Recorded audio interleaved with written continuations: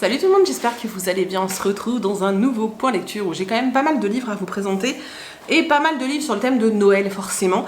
Et puis j'ai deux autres livres aussi, enfin bref, j'ai pas mal de trucs à vous présenter. Donc on y va tout de suite. Le premier livre dont je vais vous parler, il s'agit de À jamais de Fanny André, donc qui s'appelle Une vie pour l'autre, aux éditions Addictive. Dans cette histoire, on va suivre deux adolescents, en fait, Adéane et Chloé. Chloé est une jeune fille qui est atteinte d'un cancer et qui est mourante, en fait, tout simplement.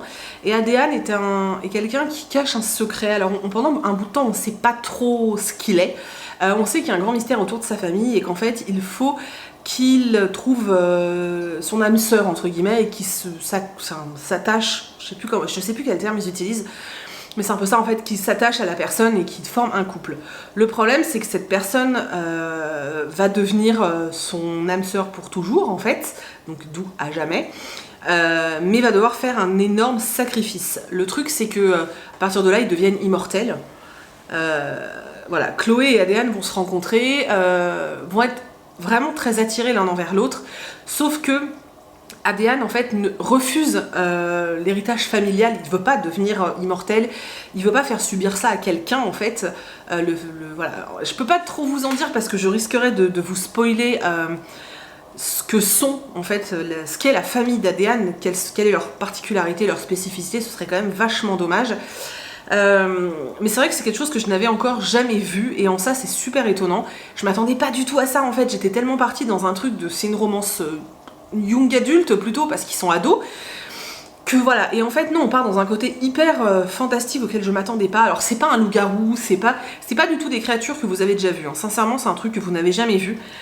Je dois avouer que j'ai été pas mal déçue par le roman, j'y ai pas du tout trouvé mon compte. Déjà parce que pour le coup c'est young adulte et moi je suis pas...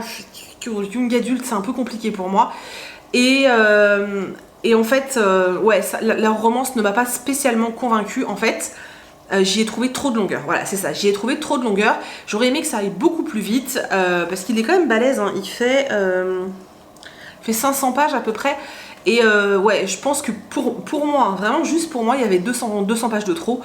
J'aurais aimé que ça aille plus vite, parce que la fin est vachement plus palpitante. Il commence à se passer des choses à partir du moment où Chloé sait ce qu'est Adéane et ce qu'elle va devoir sacrifier si elle veut faire partie de sa vie. En fait, ça devient vachement plus intéressant parce que ils veulent lutter contre ça tous les deux. Et là, on rentre vraiment dans un truc où finalement, on va connaître toute la mythologie en fait de ces créatures, voilà, et c'est hyper intéressant. Là ça devient hyper intéressant et c'est vrai que du coup dans le milieu il y a 200 pages qui pour moi c'était un peu trop quoi. Alors pourtant je pense que je lirai la suite avec grand plaisir parce que vraiment j'ai terriblement envie de savoir comment ils vont s'en sortir, ce qui va se passer. Ouais, ça j'ai vachement envie. Mais c'était trop long et c'est dommage. Par contre ça m'a vachement surpris et ça c'était cool. C'est vrai que quand vous entrez dans un roman et que vous vous attendez juste à une romance et que finalement on vous sort un élément comme ça, je me suis dit wow, ah ouais quand même. Voilà, alors après moi j'ai un peu de mal avec ces romances où il y a l'un des personnages qui est mourant et qui va être sauvé par la créature avec laquelle il va se lier, c'est ça. C'est vrai que c'est un schéma que j'aime pas trop, c'est celui qu'on trouve aussi hein, dans le Pacte d'Emma, mais qu'on trouve dans plein d'autres livres. Hein. C'est vrai que j'ai toujours un petit peu de mal avec ça, mais là c'était plutôt bien traité. Après voilà, tu te poses quand même vachement de questions. Est-ce que tu le fais parce que tu l'aimes réellement ou est-ce que tu le fais pour te sauver la vie? Enfin voilà, je sais pas. C'est un peu chelou. Surtout que là il y a des répercussions, c'est-à-dire que elle, si elle est sauvée, il faut se dire que ça va se payer en fait. Donc c'est pas aussi simple. Je suis en train de digresser totalement. En tout cas, si vous aimez le genre, si vous aimez les romances young adultes, si vous aimez les romances où il y a un peu de fantastique avec des êtres que vous ne connaissez pas, si les longueurs ne vous font pas peur, parce que je vous dis pour moi il y a quand même 200 pages en trop, allez-y parce que ça change et c'est original. Voilà. Par contre, je suis en train d'en lire un là. Enfin, dans le prochain point lecture, il faut que je vous présente un autre livre d'Addictive et alors là, c'est une grosse bombasse. Oui, je fais du teasing. J'ai ensuite lu Danser encore de Julie de Lestrange de chez Mazarine, que je vous ai fait gagner d'ailleurs pendant le mois de décembre, qui est alors un tome 2 sans être vraiment un tome 2, c'est la suite des histoires des personnages. Mais moi, j'avais pas lu le premier livre et ça ne m'a absolument pas dérangé. C'est un roman que j'ai beaucoup aimé, que j'ai trouvé très touchant et très vrai et très humain en fait, et c'était très agréable à lire. Alors, on va suivre en fait un groupe d'amis qui vont tous être confrontés à quelque chose de compliqué aux périodes des fêtes. On a un jeune couple en fait qui a un enfant qui est asthmatique, mais vraiment un asthme très prononcé qui limite le fait tomber dans le coma. C'est vraiment quelque chose de très très difficile, ils ont beaucoup de mal à gérer ça. Ils ont un ami aussi qui lui c'est un peu le bobo parisien qui bah voilà, il veut même pas aller en banlieue, enfin c'est Paris et puis c'est tout, le reste ça ne l'intéresse pas. Il mène sa petite vie, il est en couple, il est très heureux, il veut absolument pas d'enfant, il veut pas d'évolution dans son couple, sauf que sa copine elle est pas forcément d'accord, elle a envie que ça avance et elle comprend pas pourquoi il veut pas aller au-delà. Et en fait un drame va arriver dans leur vie parce que le frère de ce bobo parisien va décéder dans un accident. Et toute la vie de tout le monde va être chamboulée parce qu'il va y avoir une espèce de grosse remise en question. Déjà qu'Alexandre se remettait pas mal en question par rapport au fait que son fils risquait de mourir en fait à cause de ses crises d'asthme. Mais là, le fait qu'un de leurs amis meure en laissant femme et enfant, ils vont tous se remettre en question et c'est une très belle histoire, j'ai trouvé. Marco, qui est celui qui perd son frère, je l'ai trouvé hyper touchant et c'est un personnage qui va évoluer à un point incroyable. Il est vraiment... Ouais, il est hyper touchant, enfin j'ai vraiment beaucoup aimé ce personnage. Le voir comme ça au début, tellement limite élitiste, limite sale con bourgeois en fait, c'était vraiment ça le sentiment de voilà, non, moi je vis sur Paris, je fais mes petits trucs et tout, venez pas me faire chier. Et puis finalement, il va y avoir une espèce de quête initiatique, entre guillemets, suite au décès de son frère qui va complètement le chambouler et qui va le faire grandir et évoluer, lui faire prendre conscience que la vie c'est pas ça. Et c'était beau, et c'était vraiment beau, les personnages sont bien travaillés, l'écriture de l'auteur est très agréable. C'est un livre qui est très court et qui pourtant est tellement riche en fait. C'est ça qui m'a vachement étonnée, c'est que c'est court mais c'est vachement riche. Je pense que je lirai le livre qu'elle a sorti avant, donc qui parle des mêmes personnages, parce que j'ai envie de retrouver la plume de l'auteur et j'ai envie d'en savoir plus sur ces personnages. Voilà, si vous avez juste envie de lire celui-ci, ne vous gênez pas parce que sincèrement moi ça m'a pas du tout perturbé de pas avoir le début quoi, parce que c'est une histoire à part, c'est encore autre chose et j'ai vraiment beaucoup aimé ce groupe d'amis et ces personnages très attachants et j'adore en fait quand des auteurs arrivent à créer ce type de personnage qui vous touche comme ça et voilà, moi Marco m'a pas laissé insensible et c'est un personnage dont je me souviendrai je pense et ça c'est un truc que j'aime beaucoup. J'ai ensuite lu Le drôle de Noël de Scrooge de Charles Dickens, donc c'est le conte de Noël, que j'ai moyennement aimé. J'aime beaucoup les adaptations ciné de ce conte en fait, mais là j'ai été très gênée par la plume de Dickens. Je sais pas trop pourquoi, j'ai eu beaucoup de mal. Alors pour ceux qui ne connaissent pas, en gros on suit un homme acariâtre hyper désagréable qui n'aime pas Noël, qui n'aime rien, bref, ça se passe pendant les fêtes et en fait il va avoir la visite de trois anges en fait, l'ange du passé, du présent et du futur, qui vont lui montrer en fait des passages de sa vie et le faire réfléchir pour l'amener à être quelqu'un de meilleur. J'aime vraiment beaucoup cette idée du conte de Noël parce que c'est vrai que ça a été beaucoup repris dans des films, dans des séries, enfin vraiment partout et c'est vrai que j'aime beaucoup cette idée. J'ai adoré en fait toutes ces scènes où il y avait justement les anges du passé, du présent ou du futur. J'ai trouvé ça super intéressant, ça m'a amené à beaucoup de réflexions sur moi-même, à me demander mais moi lequel me ferait le plus peur, lequel me dérangerait le plus, etc. Maintenant je pense que la plume de Dickens m'a vraiment dérangée. Alors je sais pas si c'est lié à la traduction ou je sais pas du tout, franchement je ne sais pas du tout, mais bon, j'ai quand même passé un bon moment, hein. On a fait un live où on a parlé de ce livre, vous savez que j'ai passé un bon moment, je suis très contente de l'avoir lu en période de fête. J'ai pas eu le temps de regarder le film parce que voilà, j'ai pas eu le temps avec le déménagement, etc. Mais je pense que du coup l'année prochaine je me refais le film tout simplement. Mais en tout cas si vous ne connaissez pas, c'est quelque chose à découvrir. Voilà. J'ai ensuite lu Un Noël dans les Catskills de Nora Roberts, qui est une romance de Noël que j'ai absolument pas aimé. Mais vraiment, j'ai pas du tout aimé. Alors les personnages, Donc on suit Pandora et Michael qui vont perdre leur oncle. Donc l'oncle décède, il a une énorme baraque dans les Catskills, il a beaucoup d'argent aussi. La famille est très bizarre et particulière. C'est vrai qu'au moment où ils ouvrent le testament, en fait, ils veulent tous leur part. C'est vraiment, on sent que c'est vraiment l'appât du gain. Sauf qu'en fait, les deux seuls à être assez proches de l'oncle, c'était Pandora et Michael. Et du coup, c'est à eux qu'on va proposer quelque chose. Donc l'oncle, dans le testament, leur dit que il leur lègue la fortune et la maison des Catskills, à condition qu'ils arrivent à vivre 6 mois ensemble dans cette maison. Michael et Pandora se détestent, ils sont diamétralement opposés. Elle est créatrice de bijoux, elle est volage, elle est fantasque, elle est vraiment dans son petit truc. Et lui, il est vachement tac, voilà, il travaille dans le ciné, je crois qu'il écrit des scénarios, un truc comme ça.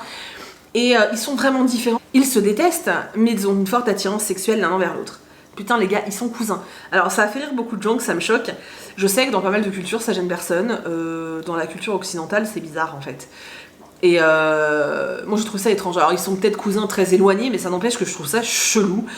J'ai pas du tout aimé l'histoire, j'ai pas aimé les personnages, je les ai pas trouvés attachants.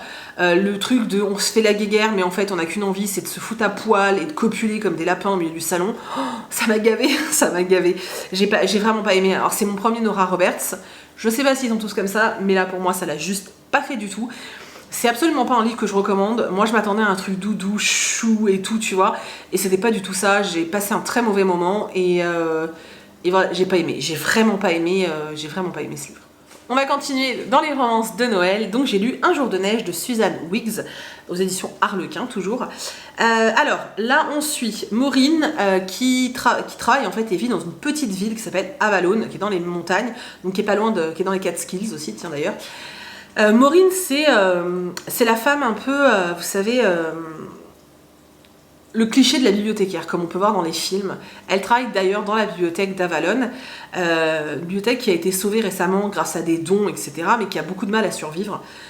Maureen, elle est très très investie dans la ville, elle participe à beaucoup de choses, et là, elle s'est engagée en fait à aider à monter le spectacle de Noël. On va lui mettre dans les pattes Eddie, qui est un ancien enfant star en fait, qui vient de ce coin-là, mais qui a en fait fait un film quand il était enfant, un film de Noël que tout le monde adore et adule, et du coup cette image d'enfant star lui colle à la peau. Le truc c'est que lui en fait, il est obligé de faire certaines choses parce qu'il a été pris en conduite en état d'ivresse, et du coup on l'oblige en quelque sorte à participer à ce spectacle de Noël, donc il va devoir travailler avec Maureen. Donc Maureen, qui se faisait une vraie joie de monter ce spectacle, se retrouve avec un homme qui lui n'en a absolument rien à carrer. Donc c'est un peu compliqué. Alors il se chamaille pas mal, en plus elle est complètement... elle le trouve trop sexy et trop séduisant, lui c'est une star, mais il veut casser cette image aussi. Voilà, moi j'ai pas été du tout convaincue par leur romance, que je trouvais pas crédible, que j'ai pas trouvé chou, que j'ai pas trouvé adorable, j'ai pas du tout aimé. Leur romance, parce que le roman je l'ai bien aimé, mais la romance entre les deux personnages m'a vraiment pas convaincue. Par contre, dans le roman, il y a plein d'éléments qui sont hyper sympas. Par exemple, cette fameuse bibliothèque d'Avalon, qui va fermer en fait au 1er janvier parce qu'ils n'ont pas de financement. Maureen va tout faire pour la sauver et toute la ville va tout faire pour la sauver. Et ça c'était juste génial, j'adore ce genre de truc dans les romans et dans les films d'ailleurs, où tout le monde se bat pour une cause et puis vous savez qu'ils vont y arriver de toute façon, mais vous êtes à fond dedans, genre oui, est-ce qu'ils vont faire, mais ils pourraient peut-être faire ça, mais j'ai trouvé ça trop bien. Donc ce truc là a été génial. Il y a d'autres personnages, dont une jeune fille qui est étudiante et qui est maman célibataire, qui m'a vachement touchée. Elle, sa petite romance et son histoire était très belle, j'ai vraiment beaucoup aimé, bien plus que finalement les personnages principaux.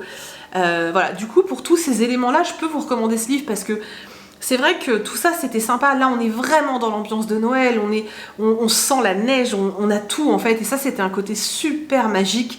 Et j'ai vraiment beaucoup aimé. Maintenant, c'est vrai que la romance entre les personnages, moi, ne m'a absolument pas convaincue. Après, voilà, c'est mignon, mais enfin, mignon, non. Ouais, voilà. Ça m'a fait ni chaud ni froid, alors que je vous dis, les éléments à côté, le sauvetage de la bibliothèque, cette petite jeune là qui a un enfant et qui est amoureuse et qui... Ah, c'était trop mignon, j'ai adoré. Donc voilà, ça c'était chou, mais c'est vrai que c'est peut-être pas les bons personnages qu'ils ont mis en avant, c'est dommage. Et pour terminer, je vais vous parler de La véritable histoire de Noël de Marc Lesnaud. Je vous mets la photo parce que ma mère est passée tout à l'heure et m'a piqué le livre. qui est un véritable coup de cœur. J'ai adoré cette histoire, c'est juste magnifique. Alors apparemment, c'est un livre qui a donc 24 chapitres, qu'on peut lire genre comme un calendrier de l'Avent. Moi, non, je l'ai bouffé en 2 jours parce que de toute façon, je ne pouvais pas m'arrêter.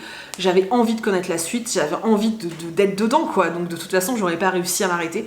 On va suivre un petit garçon en fait qui vit sur une espèce d'île avec ses parents et sa petite sœur. Une nuit en fait d'hiver, sa petite sœur va tomber malade. Du coup, les parents vont prendre la petite sœur, vont partir et vont dire au gamin, Nicolas, tu gardes la maison et tu t'assures que le bois, enfin tu t'assures que le feu soit entretenu, on t'a laissé du bois, il faut surtout pas que la maison se refroidisse parce que ta petite sœur, quand elle va revenir, il faudra qu'il fasse chaud. Donc les parents partent, le problème c'est que ça c'est un peu chelou parce que le gamin a 5 ans, donc moi je trouve ça un peu bizarre mais bon, voilà. Du coup les parents partent, sauf qu'ils ne reviennent pas, et c'est d'autres personnes qui viennent récupérer Nicolas en lui expliquant qu'en fait il y a eu un problème, que le bateau de ses parents s'est craché en gros, et que ses parents sont décédés. Par contre on n'a pas retrouvé le corps de sa petite sœur et qu'il ne va pas pouvoir rester sur l'île. Donc il l'emmène dans la ville principale, et là il y a une espèce de comité de la ville qui se réunit pour savoir quoi faire de Nicolas, parce qu'en fait personne ne peut vraiment le prendre, c'est une période qui est compliquée où les gens n'ont pas d'argent, où les gens n'ont pas de quoi manger, et du coup tous ne se sentent pas en fait dans la capacité de s'occuper de cet enfant même s'ils le veulent. Finalement, il y a une des familles qui va dire « Ok, nous on veut bien le prendre, sauf qu'on sait que cette année ce sera possible parce qu'on a eu des récoltes suffisantes, mais peut-être que l'année prochaine on ne pourra pas. » Du coup, ils vont décider en fait de faire un roulement, donc tous les ans à la date de Noël, qui correspond aussi à l'anniversaire de la petite sœur. Nicolas va changer de famille et il va faire toutes les familles comme ça, et ils se disent que en faisant ça, il atteindra les 13 ou 14 ans, quelque chose comme ça. Sauf que il va se passer des choses qui correspondent au 25 décembre, dont je ne veux pas trop vous parler parce que c'est à découvrir et c'est magnifique.